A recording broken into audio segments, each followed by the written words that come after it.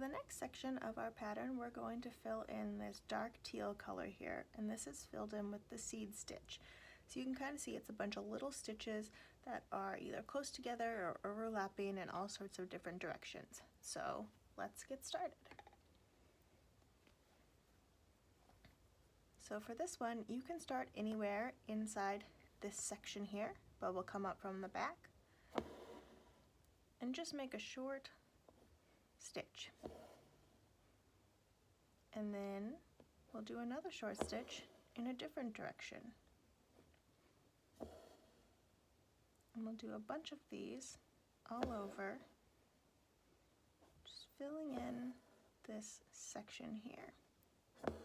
And you can overlap them, or just put them right next to each other, or even leave some spaces. It doesn't really matter.